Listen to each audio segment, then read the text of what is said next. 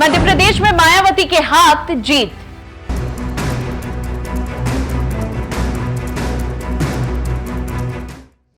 Strategy बदल, BSP का क्या है प्लान? किसे फायदा नुकसान, मायावती किसका करेंगी बंटा धार? मध्य प्रदेश, छत्तीसगढ़ और राजस्थान समेत 5 राज्यों में विधानसभा चुनाव की उल्टी गिनती शुरू हो गई है। इसमें से एमपी, छत्तीसगढ़ और राजस्थान में बीजेपी और कांग्रेस का जनाधार है। लेकिन दिलचस्प बात यह है कि इन राज्यों में बीएसपी प्रमुख मायावती भी एक्टिव नजर आ रही हैं। मायावती मध्य प्रदेश में 9 और राजस्थान में 8 रैलियां करने जा रही हैं और इन राज्यों में मुख्य मुकाबला बीजेपी और कांग्रेस के बीच है।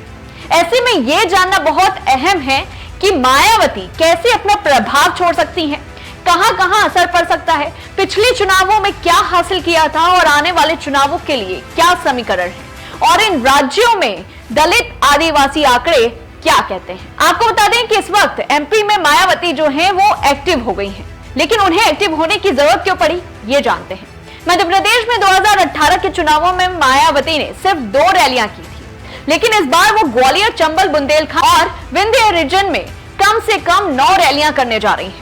मायावती 6 नवंबर को निवाड़ी और अशोकनगर, 7 नवंबर को छतरपुर सागर, दमोह और 8 नवंबर को सतना, रीवा और वहीं 10 नवंबर की अगर बात करें तो दतिया, सेवड़ा और 14 नवंबर की बात करें तो भिंड और मुरैना में जनसभा करेंगी। मायावती के इस बार ज्यादा एक्टिव होने का एक कारण यह है कि हर चुनाव के साथ बीएसपी का प्रदर्शन खराब होता जा रहा है। मध्य प्रदेश के चुनावों में बीएसपी का अब तक का सबसे अच्छा प्रदर्शन 2008 में था, जब 7 सीटों पर जीत मिली थी। लेकिन वहीं 2013 की अगर बात करें तो 4 सीट पर जीत मिली, तो 2018 के चुनावों में पार्टी सिर्फ 2 सीटों पर सिमट गई। अब इससे नीचे जाने पर बीएसपी का आधार बिल्कुल खत्म हो सकता है, इसलिए मायावती खुद मैदान में है।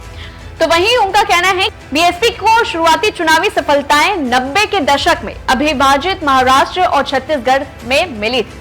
उस वक्त बीएसपी 10% तक वोट हासिल कर रही थी, लेकिन बीएसपी धीरे धीरे कमजोर पड़ती हुई नजर आई और आज वो कमजोर हो भी गई, अब 5 से 6% पर आ गई है।